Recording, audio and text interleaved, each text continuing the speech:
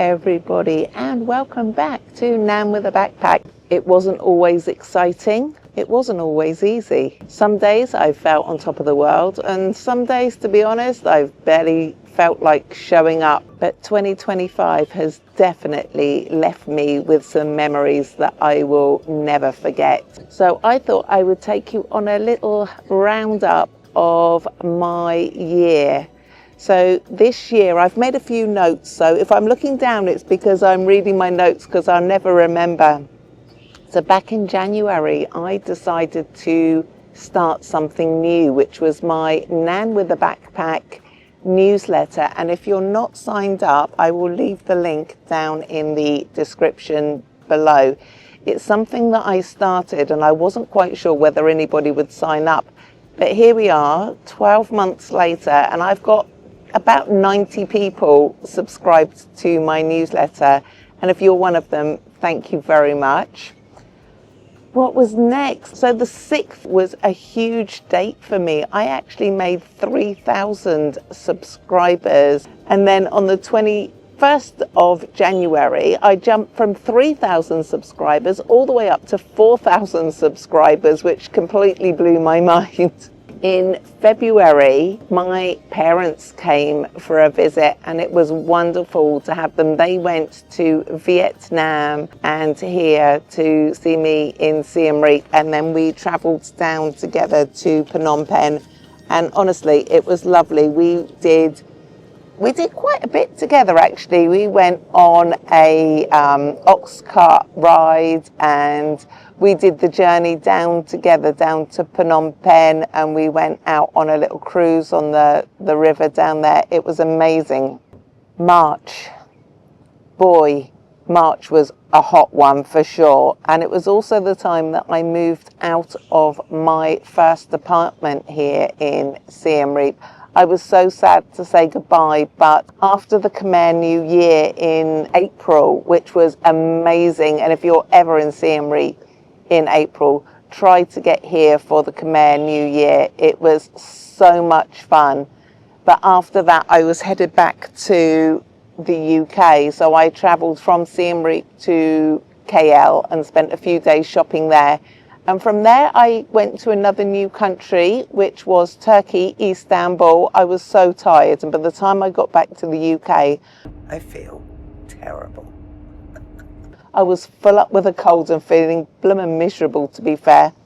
And I did forget, actually, in March, I had my wisdom tooth, my last one, taken out as well.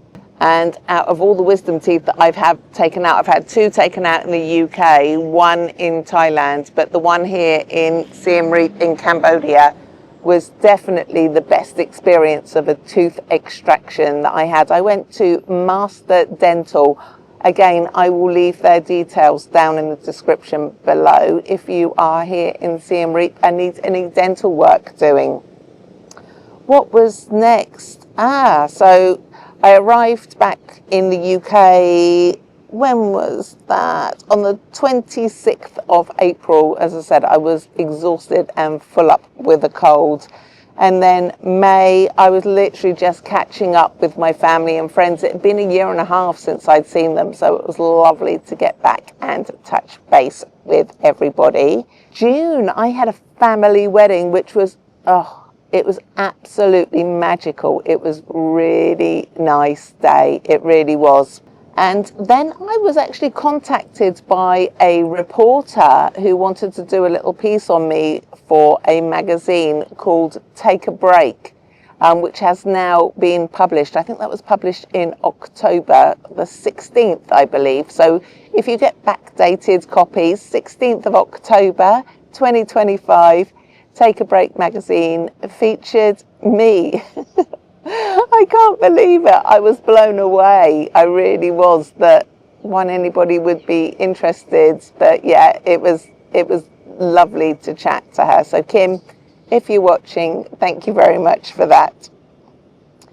July, oh my gosh. So while I was back in the UK, I was trying to sell my car.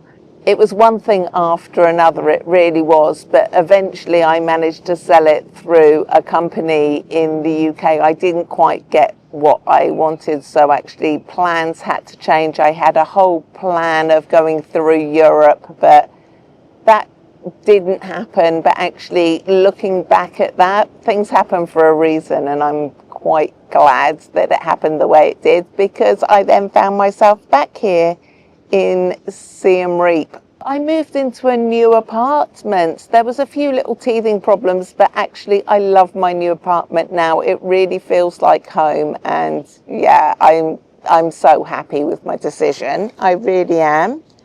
Let me turn the page. September, that was just really settling in. So as I said, there was a few teething problems. The fan didn't work, so my lovely landlady, she got somebody straight away to come up and fix it.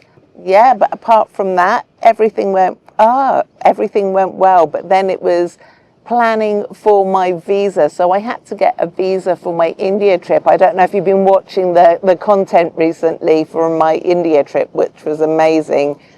So that the visa, getting that, it was not the easiest in the world. I went for a 30-day tourist visa, and you could only apply for it 30 days before.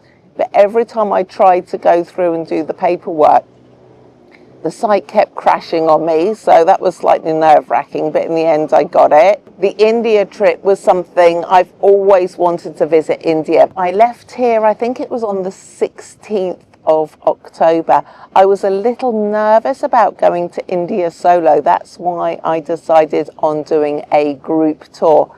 And there is some very exciting news coming up. So if you enjoyed, there's a great big lorry going past right now, but if you enjoyed the India trip, I am actually planning on running my own tour to India, the one that I did, and heading it up myself. So if this is something that you are interested in, if you've ever thought to yourself, do you know what, I really fancy going to India, but I'm a little worried by doing it solo.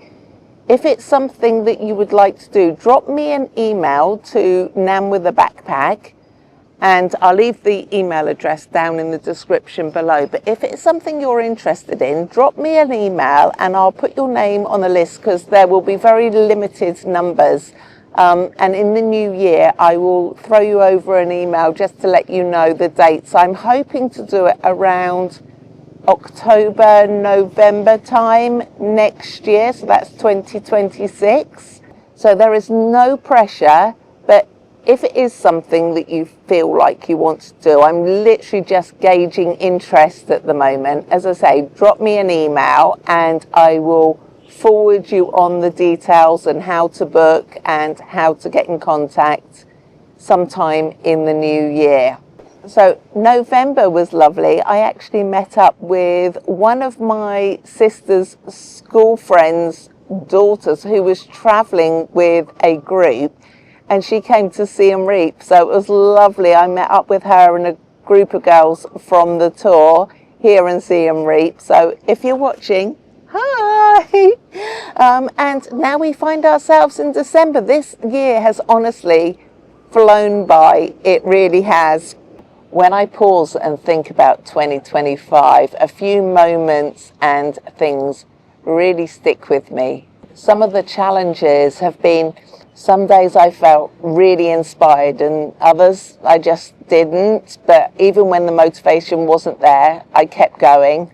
Personal growth, I suppose one thing I've learned this year is I actually don't feel the need to explain myself quite so much. I'm just me, and do you know what?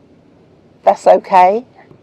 Favourite memories of 2025, catching up with my wonderful friends, ex-clients from Serendipity, my hair salon in the UK, Penny and Ro. It was lovely to catch up with you when I was back in the UK earlier this year. And by far, my favourite memory of 2025 has to be my trip to India. When I say it surpassed all expectations, it really did. I was so nervous before I went.